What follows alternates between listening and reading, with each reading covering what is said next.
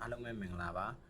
ကျွန်တော်ဒီနေ့မှာဆိုလို့ရှိရင် hardware ပိုင်းတွေထည့်ရမှာပေါ့နော်အစိတ်ပိုင်းတစ်ခုဖြစ်တဲ့မှန်သားပိုင်းအကြောင်းကိုအနည်းငယ်ပြပြပေးသွားမှာဖြစ်ပါတယ်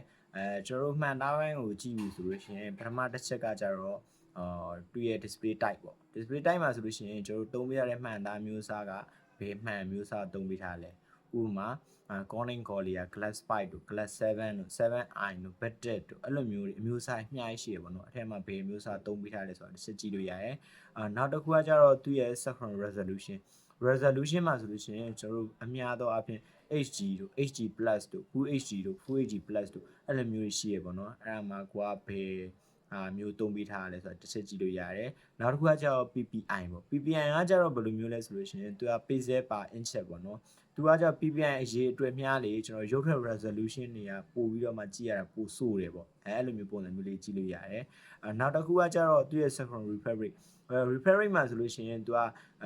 ကျွန်တော်60တို့90တို့120တို့အမျိုးကြီးအများကြီးရှိရပေါ့နော်အဲ့ထက်မှာကျွန်တော်ကိုသုံးခဲ့ကိုဝယ်မဲ့ဖုန်းရဲ့ display ရဲ့ refresh rate ကဘယ်လောက်လဲဆိုတော့တစ်ချက်ပြန်ပြီးတော့ကြည့်လို့ရတယ်ပေါ့နော်အဲ့လိုပုံစံမျိုးနောက်တစ်ခုကကျတော့သုံးပေးရတဲ့မှန်သားမျိုးအစားက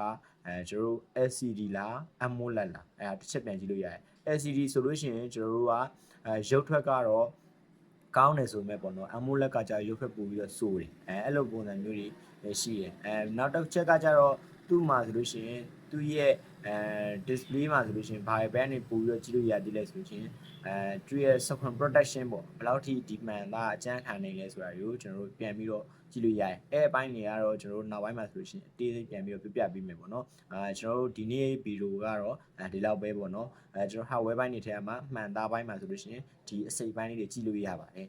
အားလုံးကျေးဇူးတင်ပါတယ်နောက်ဗီဒီယိုတွေမှာပြန်တွေ့ကြမယ်ပေါ့နော်